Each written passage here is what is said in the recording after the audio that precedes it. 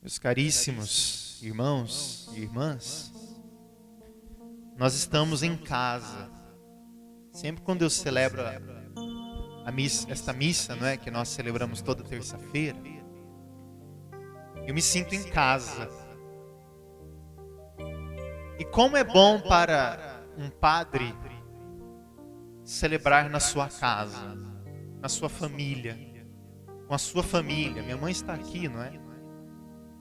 Às vezes ela vem, não é sempre, mas quando ela vem, é uma grande graça. E nós podemos ter essa grande graça de celebrarmos a Santa Missa em casa, não é? Aqui, no altar, no altar que Deus preparou para nós. Somos nós que preparamos o altar, não é? Mas Deus é tão bom e tão misericordioso que Ele nos prepara a mesa para o banquete. Tanto é que, antes de nós comungarmos o corpo e o sangue do Senhor, o sacerdote diz: felizes os convidados para a ceia do Senhor. Vocês todos aqui, meus caríssimos irmãos, vocês foram convidados para este banquete. Mas este banquete é o banquete da cruz. É o banquete em que nós nos alegramos profundamente, com um coração jubiloso. E ontem nós celebramos um santo, São Bernardo de Claraval, e as palavras que ele tem, não é, alguma das palavras dele, não é, são maravilhosas. E a frase assim que me tocou muito de São Bernardo é a seguinte: só Jesus é mel para os lábios, cântico para os ouvidos e júbilo para o coração. Só Jesus é mel para os lábios. Ou seja, em toda a celebração da Santa Missa, nós podemos ouvir a palavra de Deus que desce como um mel no rochedo. Não é? Não sei se vocês já viram, mas as abelhas, elas fazem, se você deixar as abelhas fazerem a casa delas, né, a colmeia delas, elas podem fazer em qualquer lugar, não é? E na natureza, as abelhas que fazem mel, fazem, não é, ali a sua casa, a sua colmeia, algumas fazem a colmeia na rocha, nas rochas, não é? E o mel que essas abelhas produzem, que é de tamanha quantidade, que este mel ele pode escorrer, não é, naquele rochedo, escorrendo, cai, devido a tamanha quantidade, o tamanho do trabalho que aquelas abelhas fizeram. Assim, meus irmãos, é a bênção de Deus que nós podemos receber hoje. A bênção de Deus é como um mel que escorre do rochedo. Por isso, a palavra de Deus é como um mel que desce sobre nós. E nós podemos nos alimentar desta palavra. Que alegria e que degustação celeste podermos escutar a santa palavra do Senhor. Na leitura de Ezequiel, nós ouvimos ali que o povo, não é, sendo liderado por um rei, o rei de Tiro, que era uma cidade que se tornou muito poderosa, aliada a Jerusalém. Eles eram aliados a Israel e depois traíram Israel. Muita traição, não é? Muitas coisas ruins acontecendo no meio do povo de Deus. Mas mesmo assim, Deus sendo misericordioso, não é?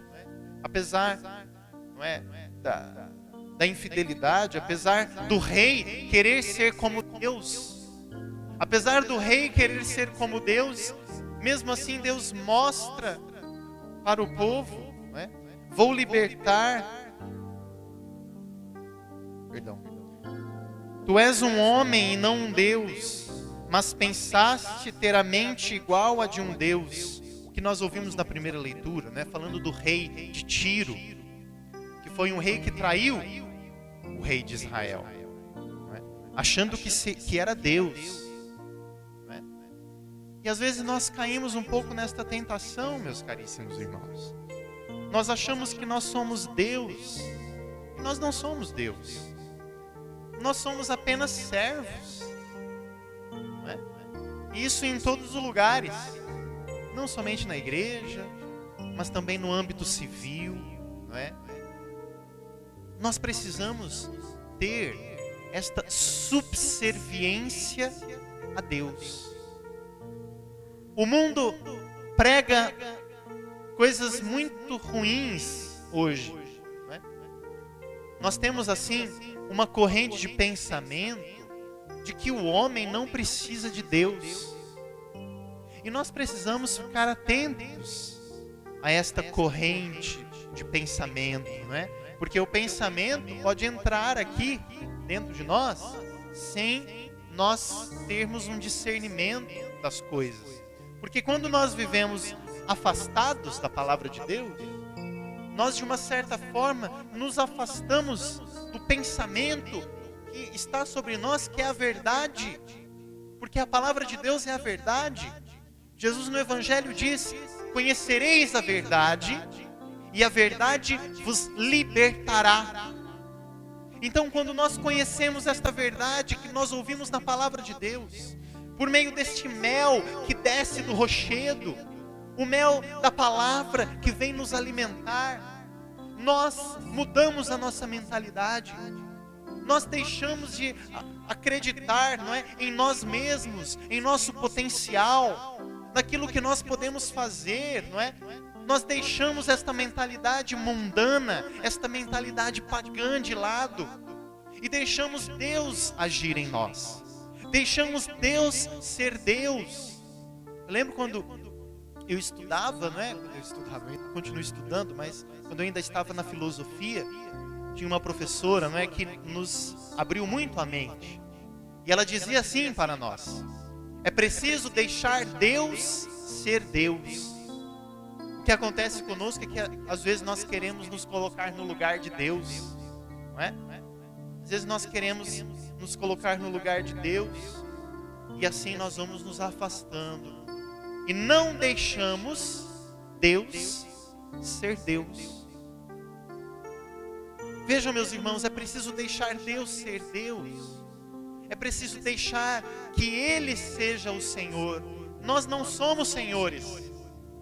Nós não somos senhoras. Ele é o Senhor. Ele que governa a nossa vida. Algumas pessoas se preocupam, não é? Mas é porque ainda não deixaram Deus governar a vida delas. Eu digo que muitos sofrimentos e até muitas doenças que nós temos, nós podemos ser muito mais curados se nós deixarmos Deus governar a nossa vida, não é? E hoje o mundo não está pensando assim. Hoje o mundo acha que cada um é o senhor de si mesmo. Cada uma é senhora de si mesma. Cada uma é senhora, né? Nós temos aí na sociedade alguns grupos, né, que querem ter direitos que não são deles, principalmente grupos feministas. Quando você ouvir algum grupo de mulheres querendo reivindicar os seus direitos no seu próprio corpo, vocês precisam rezar e olhar para estas pessoas com misericórdia. Esse tempo atrás teve lá em São Paulo, não sei se vocês ouviram, né? A Marcha das Vadias. Olha só que nome, não é? Elas mesmas se declaram vadias, não é? E querem, tadinhas. É um pessoal tão machucado, sabe? São pessoas tão machucadas que elas estão em uma mentira e querem ter direito sobre o seu próprio corpo, não é? Nós precisamos rezar, porque esse pessoal, eles precisam de cura. Essas pessoas precisam não das nossas imposições, não. Porque a moral católica, a moral cristã, ela não deve ser imposta para a sociedade. Jesus não impôs nada. Jesus teve uma autoridade, meus irmãos, muito diferente da autoridade do mundo. Na autoridade do mundo, os governantes muitas vezes impõem de cima para baixo, não é? Em Jesus não é assim. Jesus, ele propõe e ele fala com tanta autoridade que as pessoas, elas, ouvindo Jesus, elas se convertiam. Quando Jesus falava, quando Jesus explicava algo, como nós ouvimos no Santo Evangelho, as pessoas se convertiam e queriam abandonar tudo. É assim a fé cristã, meus caríssimos. É assim que nós devemos seguir Jesus. Quando nós ouvimos a palavra dele, nós precisamos deixar os nossos conceitos, precisamos deixar tudo, não é? E quando o Evangelho diz tudo, não é no sentido de você deixar pai e mãe fisicamente, não é isso que o Evangelho diz. Tanto é que depois que eu fui ordenado, eu não deixei meus pais. Imagina, seria contradição minha. O Evangelho, quando diz que nós precisamos deixar pai, mãe, filhos, filhas, campos, isso significa você aderir a Jesus Cristo. E quando nós aderimos a Jesus, o nosso pensamento vai mudando e as nossas atitudes também. Nós vamos vivendo a conversão a cada dia, vamos buscando a Jesus Cristo. E quando nós deixamos Jesus Cristo, nosso Senhor, tomar conta da nossa vida, nos governar, ser nosso Deus, ser nosso Senhor, nós vamos crescendo em graça, nós vamos crescendo em santidade, nós vamos crescendo como pessoas, o nosso caráter, não é? A nossa personalidade, ela vai sendo modificada, nós vamos nos tornando pessoas mais sensíveis, vamos nos tornando pessoas melhores, porque nós fazemos apenas uma coisa: seguimos Jesus Cristo e amamos a Ele. Quando nós entendemos isso, e quando nós vivenciamos isso, as coisas vão mudando. Deus vai tomando rédeas, Deus toma o seu lugar, nós deixamos Deus no seu lugar, nós rompemos com a idolatria. O que é idolatria? É querer ser como Deus, é colocar coisas no lugar de Deus, é colocar pessoas no lugar de Deus. Nós deixamos Deus ser Deus, rompemos com a idolatria e deixamos Ele governar a nossa vida. Os apóstolos souberam fazer isso, claro, com muito custo, não é? Porque nós somos assim. Às vezes nós aprendemos as coisas com custo. Às vezes nós batemos a cabeça. Às vezes nós fazemos experiências, não é? Temos algumas atitudes que são inconscientes, mas as consequências das nossas atitudes, elas podem ser positivas ou negativas. Nós vamos crescendo e caminhando assim. Às vezes nós podemos errar, ou então nós podemos acertar também. Ninguém nunca só acerta, não é? Os grandes cientistas, eles tiveram que errar para poder chegar num acerto, para poder chegar ali nos seus experimentos, nas suas teses. Eles tiveram que errar muito, não é? Isaac Newton, por exemplo, ele teve que errar, mas ele não parou no erro. Vejam, meus irmãos, o erro deve nos conduzir ao acerto. Uma pessoa que erra e não consegue acertar, nunca tem alguma coisa errada. É porque ela não está deixando Deus governar a sua vida.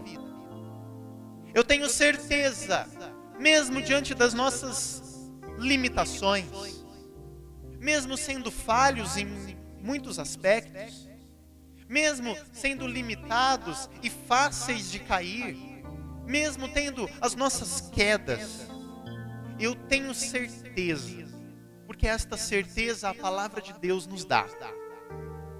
Esta certeza que a palavra de Deus nos dá é que mesmo nós sendo limitados, fracos, frágeis, incompletos, imperfeitos, se nós deixamos Deus governar a nossa vida, se nós entregarmos a Ele, se nós seguirmos Jesus Cristo, aceitá-lo em nossa vida verdadeiramente, com todo o amor do nosso coração e do nosso ser, eu tenho certeza que nenhum de nós continua no erro. Quando nós deixamos Jesus tomar as rédeas da nossa vida, nós podemos errar sim, mas tenha certeza, e esta é a garantia da palavra, esta é a garantia do Evangelho para nós. Jesus vai fazer por nós. Quando Jesus disse que é mais fácil um camelo passar pelo buraco de uma agulha em relação aos ricos, vejam que Jesus não estava falando só das pessoas ricas materialmente, né, com muitos bens. Porque ter muitos bens não significa que aquela pessoa é avarenta. Porque existem pessoas que não têm muitos bens e são avarentas. É claro, tente dar uma fortuna para um pobre só porque ele é pobre. O que vai definir o caráter daquela pessoa, o que vai definir as suas atitudes, se ela for avarenta ou não, é o coração dela, é o seu interior. Você pode entregar uma fortuna na mão de um pobre, ele vai deixar de ser pobre para ser rico, avarento e ganancioso, e não partilhar os seus bens, mesmo passando pela pobreza. Agora, você pode entregar uma fortuna nas mãos de uma pessoa pobre em espírito, e aquela pessoa pode dividir os seus bens, ela pode ajudar as outras pessoas e não ser uma pessoa avarenta e gananciosa, porque o seu coração é um coração bom, é um coração pobre. Agora você pode pegar uma pessoa rica e tirar tudo aquilo que ela tem. Ela vai continuar gananciosa, ela vai continuar se esperneando para ter, e vai colocar as pessoas aos seus pés, se possível, para conseguir dinheiro. Agora, se você pega uma pessoa rica, tira tudo aquilo que ela tem, e se ela tem o coração, o seu interior, se ela for pobre em espírito, aquela pessoa não será gananciosa. Ela irá partilhar os seus bens, ela irá partilhar a sua vida e não passar os outros para trás. É assim que nosso Senhor Jesus nos ensina. É mais fácil um camelo passar, pelo buraco de uma agulha é uma expressão, não é, que os orientais têm, não é? Porque para isso, até para nós, né, isso é impossível. Para isso acontecer é algo impossível, né? Um camelo é infinitamente maior do que um simples e pequeno buraco de uma agulha. Mas para dizer que para Deus nada é impossível. O que isso significa, meus irmãos? O que significa que para Deus nada é impossível? Significa que Deus, mesmo diante de um coração de pedra, mesmo diante de um coração empedernido, Deus diante de um coração, não é, difícil de entrar ali, não é? Para Deus isso é possível, porque Deus não interfere na liberdade das pessoas. Deus tem uma característica, meus irmãos, que nós podemos perceber muito facilmente, para bom entendedor. Deus não interfere na vida das pessoas, na sua liberdade. Claro, porque existem muitos ateus, porque existem muitas pessoas que estão distantes de Deus, porque se depender apenas de um breve pensamento daquela pessoa aceitar a vontade de Deus, daquela pessoa aceitar o amor de Deus, basta apenas uma fagulha que Deus realiza maravilhas. Uma pessoa que diz não a Deus, ao seu projeto, Deus respeita aquela pessoa. Deus respeita a nossa liberdade, assim, de uma maneira que só Ele faz. Somente Deus pode respeitar a nossa liberdade, porque foi Ele que nos deu a liberdade. A interferência de Deus é apenas quando nós queremos. Quando nós queremos, quando nós dizemos sim, as coisas acontecem. Quando nós dizemos sim, até para coisas negativas. Porque algumas pessoas acham que aquela situação difícil, aquela doença, aquilo não vem de Deus. É claro que não vem de Deus, só que quando nós dizemos sim para Deus diante daquela situação, é diferente. É diferente. Quando eu digo para Deus, Senhor, eu te louvo por essa doença. Eu louvo a Ti, Senhor, pelas dificuldades que eu tenho. Acontece algo diferente. Porque nós louvamos a Deus e deixamos Ele governar a nossa vida. É isso que falta para nós. É isso que falta para o mundo. É isso que falta para a sociedade. Deixar Deus ser Deus. E às vezes nós queremos e pedimos para Deus para que nós sejamos livres, não é? Não é bem assim. Nós precisamos entregar para Ele. Entregar para Deus. Senhor, toma tudo isso que eu estou vivendo. Senhor, toma em Tuas mãos essa doença. Toma em Tuas mãos estas pessoas que falam, ou essas pessoas que eu tenho dificuldade de convivência. Toma em Tuas mãos, porque o Senhor é que governa a minha vida. E és Tu, Senhor, o único que pode mudar essa situação. Quando nós dissemos sim a Deus, como Maria disse, Nossa Senhora disse, eis aqui a serva do Senhor, faça-se em mim. Imaginem, se não fosse o sim de Maria, o que seria do mundo? Se não fosse o sim de Maria, nosso Senhor não teria chegado até nós.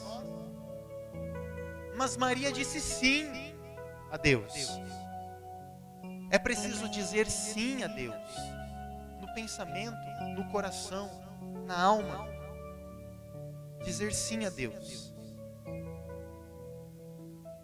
Meus caríssimos irmãos, Jesus quer realizar em nós grandes coisas.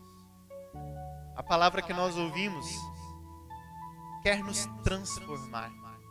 E eu tenho certeza que esta palavra que é anunciada a vocês converte, que esta palavra os alimenta e os faz ser pessoas que deixam que Deus as governe. Esta palavra possa realizar na vida de vocês a vontade de Deus, que cresça em vós a fé, a esperança e a caridade. Assim como este grande santo que nós celebramos hoje, grande Papa da Igreja, São Pio X, não é um homem muito humilde. Diz a história, né, que quando ele era cardeal e ele foi até o conclave para ser eleito Papa, ele não tinha nem dinheiro para poder pegar, não é, a condução para chegar até o Vaticano, para ali, não é, participar da eleição. Ele não tinha dinheiro, teve que pedir dinheiro emprestado. Quando ele chegou no Vaticano, ali ele foi eleito Papa da Igreja. Que São Pio X interceda por cada um de nós.